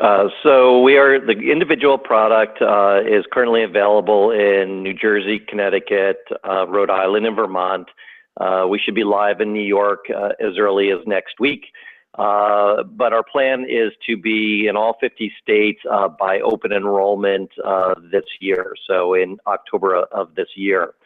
The business product is currently available in New Jersey. We'll be rolling out throughout the Northeast and 9 additional states that will cover roughly 50% of the U.S. small business population. And we intend to do that by July 1 and be across the United States by the end of the year. So we have an aggressive rollout process and plan ahead of us. But the need is there. There's a quote that I love that was in the, I think it was the LA Times a couple of months ago. And it said, this is the part of the Affordable Care Act that just doesn't work. The who's in and who's out is becoming tiresome. It's a big issue. And the worst part of it is too often people are surprised. They go to their doctor and find out that they don't take their insurance. And then they're in a quandary. They have an issue. They have an acute problem. They have a physical schedule. And do they get up and leave and go find another doctor? Or do they reach into their pocket? So the implications of being wrong on this are significant. Now, how did you pull all this together? I mean, did you get together with a team of programmers? How? And you're probably gonna have to answer that on the other side of the break. Yeah, we're gonna have to ask you this on the other side because we're at the break. They all sat down in front of a blank screen and they got out the HTML book. And they start. Was it room typewriter monkey Shakespeare kind of deal? Or but again after the break. Yeah, after the break, we're going to do that. All right, you're listening to the Computer America Show on the Blog Talk Radio Network, on the IRN Radio Network, on the TuneIn Radio Network. Ben and I are talking to the co-founder and CEO of Vericred, Michael Levin, and we're talking about Plan Compass. That lets you pick the healthcare plan that's right for you. We got a news test bulletin review from Marty Winston coming up as well. Stay tuned. We'll be right back. Looking for a best friend? Brother Wolf Animal Rescue has your best friend waiting just for you. The mission of Brother Wolf Animal Rescue is to help build a sustainable, no-kill community where no dogs or cats are ever killed for population control, where true euthanasia is reserved only for animals who are irremediably suffering or for animals who are truly a threat to society and with no hope of rehabilitation. Brother Wolf staff and volunteers go door to door, neighborhood by neighborhood, to educate citizens about local resources available for at-risk pets and to help their families connect with those resources. Brother Wolf's community-based approach to no-kill helps keep family pets healthy, happy, and in their homes and out of the local shelter system in the first place. For more information or to make a tax-deductible donation to this wonderful 501c3 organization, visit their website at www.bwar.org. Help to realize Brother Wolf's vision when no animal is euthanized for lack of a home. Who's a good boy? Hi, this is Craig Crossman, host of the Computer America Show. You have important meetings to schedule. Your company's getting ready for its IPO, and you're in charge of the PTA fundraiser this month. So how do you coordinate everyone to be available at the same time? Are you still using emails, phone calls, even text messages to schedule meetings with a group of people? How's that working out for you? Not so great, huh? It's a fact that every day, millions of people suffer from scheduling headaches. Well, with Doodle, scheduling meetings with a group of people is quick and easy. With Doodle, you can easily propose available times to each member. Each one checks off the times that they're available, and then you simply pick the time that works best for the group, all in an easy-to-read display that integrates with your existing calendar. Nothing could be more simple. Give Doodle a try for free, and like millions of Doodle users, you'll truly see how easy it is to find the perfect date and time for all your meetings. That's www.doodle.com.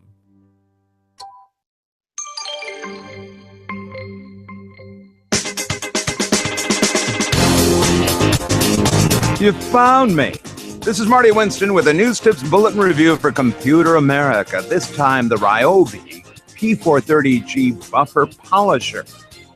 Maintain, repair, and replace are the three choices we face all over the place in any workspace. So we got an Ryobi P430G 6-inch buffer polisher for review. It uses their new ONE+ 18-volt battery system. When office furniture, from desks to conference room tables, start looking haggard, it's often enough to clean, apply some polish, and buff. And the faster that's over and done with, the more productive the rest of the day can be. This tool's extremely well-balanced rotating metal platter has a foam head affixed over which you tie a soft cloth bonnet to come with it. It has just one speed, roughly 4,000 RPM. Bottom line, the Ryobi P430G buffer polisher can add or restore a shine with reduced amounts of elbow grease. This is Marty Winston with a News Tips Bulletin Review for Computer America. Welcome back to the Computer America Show. It is 33 minutes past the hour, and oh, I just turned it. And yeah, we're talking to Mike Levin here. He is the founder and CEO of Vericred, and you know it's such an all-encompassing service, such an amazing service that we were about to ask him before the break. You know, how do you begin to put something like this together? Because it's you know, where people see complication, you making a service like this must see complication on top of complication. Yeah. So the challenge here is pulling all the data together. Again, it gets back to that issue that it's sitting in all these different silos. So the first thing I did was go out and start to build a team, and I was introduced to my co-founder Dan Langevin through a colleague in common to both of us. He's a super smart technologist, a coder, and we're now a team of 8 that includes 3 full-time software developers, full-time user interface, user experience, visual designer, data analyst, myself, and a couple of other folks. So the tough part is pulling the data in from all these disparate sources and normalizing that data. That's our term for it internally. And what that means is we need to know that Dr. J. Smith in Ridgewood, New Jersey is the same person as Dr. John Smith Jr. in Ridgewood, New Jersey, as we're building this out. Because when you look up Dr. John Smith, we need to know all of that person's data. So it's a data-intensive task. But to answer your question directly, we're building the software. We're aggregating and verifying the data. And we're delivering that in a really easy to use, intuitive fashion to help people make good decisions. Yeah, exactly. Well, and how long have you been working on building this product? So we started building the team out last August. We launched the consumer version in middle of December. We just launched the business version late last week. And now we're rolling out in additional states. So essentially, we're loading data into the same system for all the additional states. Okay. Now, I understand Vericred was recently named as a finalist in the Robert Wood Johnson Foundation and U.S. Health and Human Services Provider Network Challenge. Can you tell us what this challenge is and why it's important?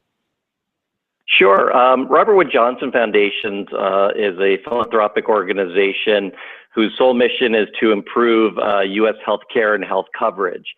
And they teamed with U.S. Health and Human Services, a cabinet-level department under which the Center for Medicare and Medicaid Services sits. So these two organizations got together, and we're looking to engage the entrepreneurial community to develop solutions to help people find doctors within their insurance plans and help people find insurance plans in which their doctors participate. And we were already hard at work and actually close to launch when the challenge was announced. which was, I guess, I think it was, last December. So when they launched it, the challenge, we knew we had a great solution, while others were submitting outlines and what are called wireframes, essentially sketches of their systems. We submitted a fully functional, commercially and publicly available website. So for us, it's two things. One, it's another affirmation of the seriousness of the problem and how difficult it is to know where your doctor participates and what plans they participate, or to find a new doctor in your plan. And it's also an affirmation that we're doing some good work and we're delivering value back to the community. Well, yeah. Now, congratulations on that. It is it's a nice affirmation. Okay, so you have a Plan Compass in place. It's up and running. Obviously, the next thing is that you're going to have to expand it to more areas other than New Jersey, and some of the surrounding states. Is that expansion going to basically be geographical? I mean, the ones that are closest to you, or are you going to skip down to Florida and then over to Texas, or are you just going to kind of ooze down from the Northeast and head on down? How are you going to? Well, I mentioned 9 states that we're focusing on, and those are the most populous states. So you're spot on in some of the states that you mentioned. So in addition to the Northeast, we'll be going out to California, Texas, Florida. We have on our radar Ohio, Michigan, Pennsylvania. So with those states, we'll hit about 50% of the small business community. We'll roll out individually along with it. But by the end of the year, we'll have both the consumer version and the business version available across the United States. But our goal here is not just to make this information available through Plan Compass, but there are numerous insurance sales websites. There are websites that help you find doctors, make appointments with doctors. So ultimately, in keeping with our goal to make this information accessible, we will be making our underlying data, our search engine, and even our user interface available to all of those constituents. So they'll be available to all those web-based entities. They'll be available to private insurance exchanges, public insurance exchanges. That information will be available to different websites that allow you to make appointments or search for doctors. So it's not just about Plan Compass, it's about making that information accessible through all of the different portals and means where consumers that are going to be looking for healthcare advice. What kind of hurdles do you come across when you go to a different state? I mean, how much do they shuffle the deck? I mean, how different how different can it be? I mean, is it? It's substantial. It's amazing. They're taking part of the data set is the insurance plan information and pricing information. There are some states, well, first of all, CMS, Center for Medicaid and Medicare Services, makes a fair amount of that information, that pricing information, available through electronic means through them. Mm-hmm. So you have the government saying, okay, we're going to make this available through what's called an API or an application programming interface.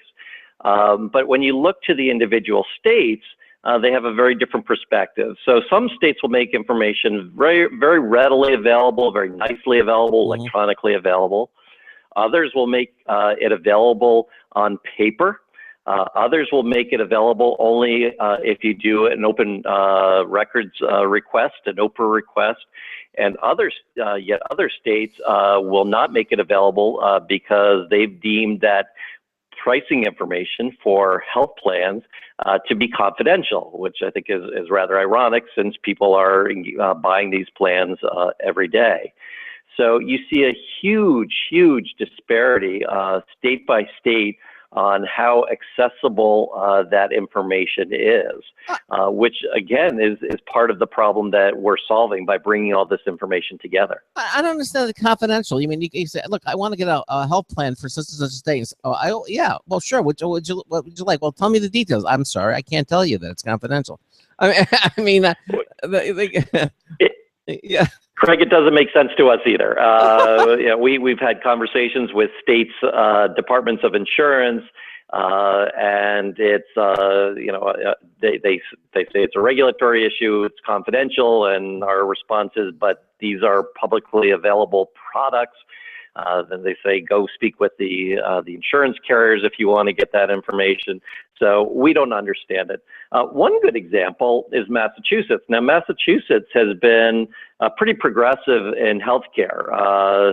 Their own state-based program was almost if you will, the predecessor to the Affordable Care Act. Mm-hmm. And what's ironic is because they have been so progressive, Massachusetts has been grandfathered in from complying with some of the aspects or the elements of the Affordable Care Act, and kind of in a strange twist has become one of the least transparent states in terms of information availability. Wow. Well, I'm glad I don't live in Massachusetts then. And in Massachusetts, it's important. So again, the concept here with Plan Compass is find a health plan in which your doctors participate. If you are in Massachusetts and you're buying a health plan on the exchange, only, if recollection serves me correctly, only 2 out of well over 100 plans are not HMOs. So if you pick a plan, if you pick all but 2 plans, and your doctor's not in that network, it's completely out of your pocket. There's no copay, there's no partial coverage. Wow. It's completely out of your pocket. So in states where there's a high concentration of in-network plan only, such as HMOs and EPOs, the ability to be able to search all these plans and understand your doctor's participation is that much more important. Wow. Well, okay. So I understand expanding into other states, and you can but aside from that, what's next after the Plan Compass for consumers? What's the next goal? So there's Plan Compass for consumers. We spoke a little bit about Plan Compass for businesses. Yeah. And again, with consumerization of healthcare,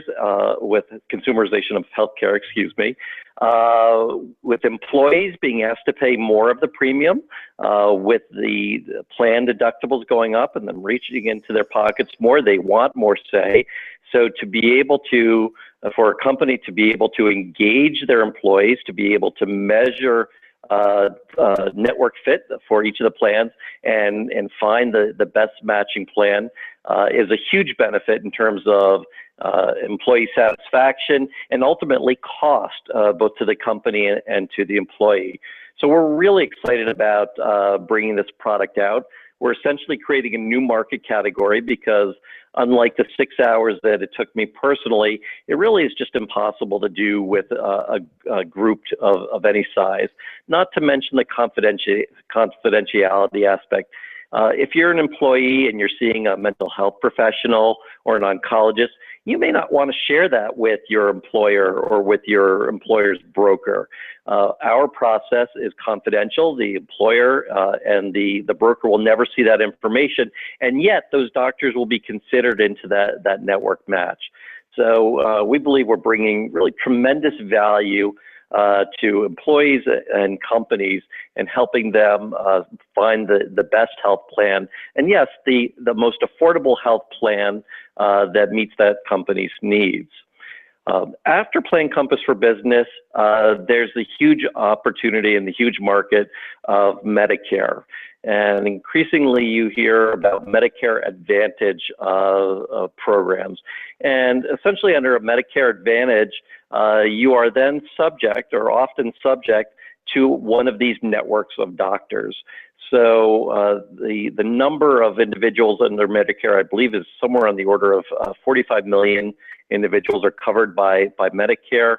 There's increasing move to these Medicare Advantage plans, and we want to bring the same type of provider-centric search, doctor-centric search to that space, so that elderly people who generally have deeper relationships with their doctors and who have a higher incidence of healthcare usage can find a health plan, a Medicare Advantage plan, in which their preferred doctors participate.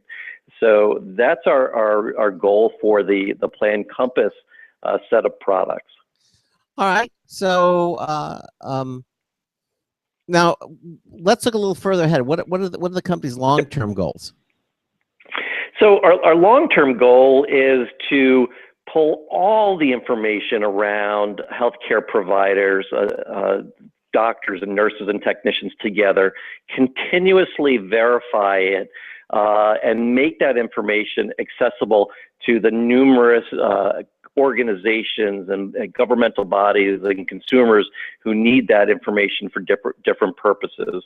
So everything from making those insurance carrier provider directories right, to providing information to regulators, to licensing boards, to hospitals, all while making doctors' lives easier.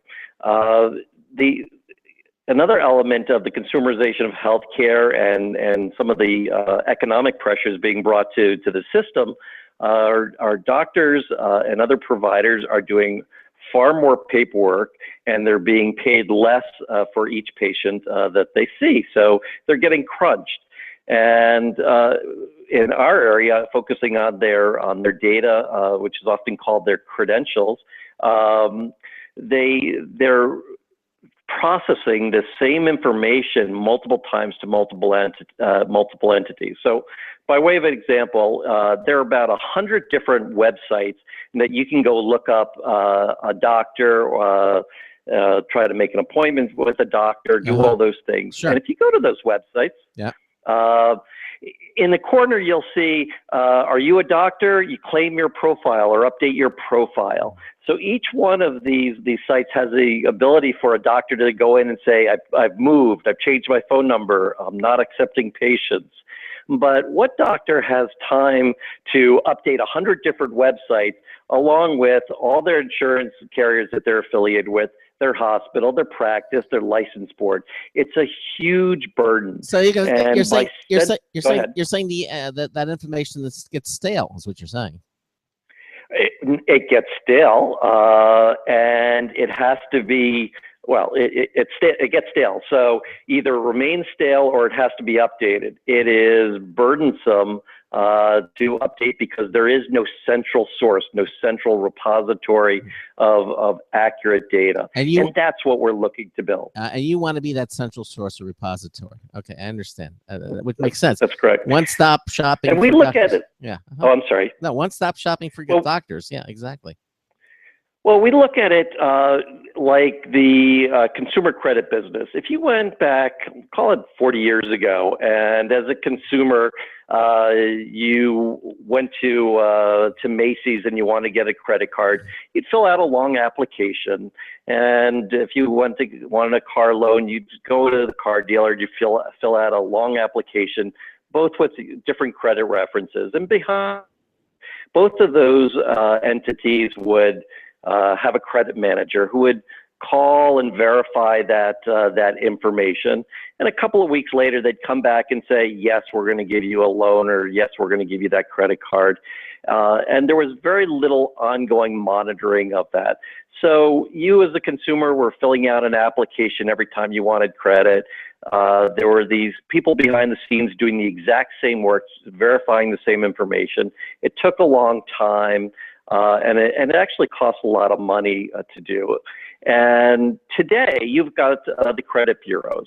So you go into Macy's and you want a credit card. You give them your social security number. Maybe you give them another piece of ID. They can pull down a credit report instantly. It's much more accurate than and much more full-bodied than was a single application because they're pulling data from multiple sources. It's available instantly. It's available less expensively. So it's a much more efficient system, and there's this ongoing monitoring. Well, we look at healthcare provider data as being directly analogous. Why should a doctor fill out 18 different applications for their hospital and their insurance carrier every year? And then behind the scenes, 18 different entities checking the same information and taking weeks to do it at a high cost. And in fact, just focusing on hospitals, insurance carriers going through that process is a $2 billion function. And it shouldn't be. It shouldn't be more than a $500 million function. But all of the redundancy, all of this archaic processes that currently exist give rise to that waste. And our goal, our vision, the big vision here is to fundamentally transform everything around healthcare provider data, make it centralized, continuously verified, make it accessible, make it less expensive. Yeah, exactly. Okay. Look, comprehensive provider data sounds beneficial to the overall healthcare environment. So who are you going to be targeting with that data? Is it going to be the consumer or the business?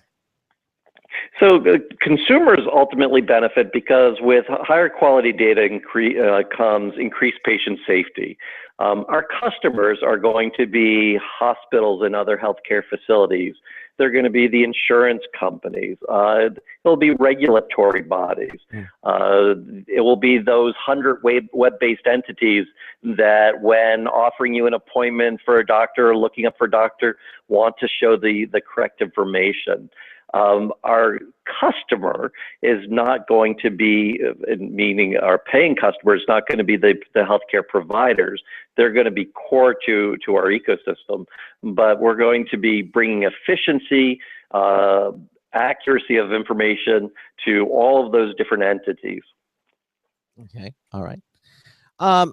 Okay, so again, if you you find this interesting or you want to try out Plan Compass, if you're in the areas that covers it, you can go to the website at Plan Compass, PlanCompass.com, or again, you can go to our homepage at computeramerica.com. Just click on the show notes button. You'll see our brand new show notes page, and we have the link to actually, even though it says Vericred, I do have the Plan Compass website there because I think it's more explanatory than the Vericred website. And Michael, I think, agreed to that. So we actually have plancompass.com there, or you just go to the show notes page at computeramerica.com and check it out for yourself. Anything else you want to tell our listeners before we say goodnight, Michael? What I would tell your listeners are, if you're looking for insurance and you're in one of the covered areas, and certainly by this fall you will be in one of those covered areas, try it out, especially if you're an individual. It's free to use, and I guarantee the information that you'll see will be actionable, and what would otherwise be this ugly multi-hour process will take you minutes to do. The choice or choices that make sense to you will be obvious, and the whole experience and the product that you get will be of a better result. All right. Well, again, Michael, thank you so much for being with us here tonight. Again, Plan Compass is the program, plancompass.com. Check it out for yourself, and thanks for being here with us tonight on the Computer America Show. I appreciate the opportunity. Thanks so much. All right, you take care. Good night. Good night. Good night. All right, there you go. Boy, I understood none of that. wow. Just want to put that out there. Well, you know, some of them are easy, some of them are not. You know, we're a computer and technology show, and there was And that was technology. Yes, it was technology. It definitely technological bent, because now you can find the right plan for you, and by turning it upside down and just starting with your doctor and then your area, and then finding all the plans that accommodate the doctor. That's actually a very interesting process, but it's not available everywhere yet. You know, but it's going to continue on. Okay. Again, I want to thank Kevin Pomplin for the first hour, for CEO, co-founder of Go Technology, and who else did we had? Of course, Michael Levin, from Vericred. All of our callers tonight, just honestly, good show. Good show. Good job, everyone. Yeah, exactly. Thank you. Again, as we're going to continue to work on our website at computeramerica.com. Just stay tuned. And you work on our website and our video feed. So yeah. Well, you get a little sneak peek now. If you go to the show notes page, you're actually seeing the new website being developed right there. There are other options that you can. Yeah, it's about 95% done. So that's getting close to what it's going to look like. Yep. We're still working on a few things. Obviously, the chat room. Although I'm sort of leaning now to the chat room now that we can get full screen. Some kinks that we have to work out, but I think that it's looking good. And Craig, don't tell them about the kinks. That should be between you and your bedroom. All right, I understand that. What do we got tomorrow night? We got tomorrow night. It is who do we have on the show? We have MHOX. Okay. This is what do they do? 90 seconds. Basically a human dependent technology. They're going to be talking about about that. And then that cleared everything up. Perfect. Stay tuned for that. I know what App Kettle. I don't know what that is because there's nothing about App Kettle. So I don't know what that is. If we don't have them, we'll do computer and technology news brought to you by Slimware Utilities, the official optimization software of Computer America. Hey, 6 seconds. I only see what they are. You're all going to have access to the calendar too. Yeah. The calendar is getting changes too. So when I say changes, they're good ones. Yeah, so you can look this up ahead as well. I mean, we're making this all available to you, our listeners at Computer America. And thank you so much for listening to our show tonight. Thanks in the chat room. Some good questions being posed in the chat room.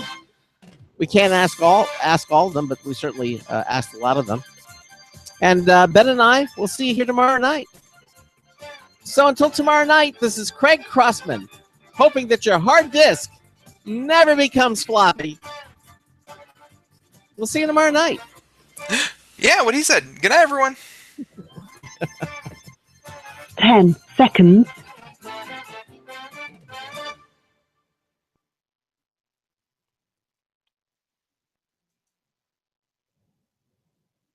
Thank you for using Blog Talk Radio. Goodbye. Okay, everybody. Thanks for watching. Didn't mean to poke my finger in your eye. And we'll see you tomorrow, Friday night. All right. Have a good one. Bye, everyone.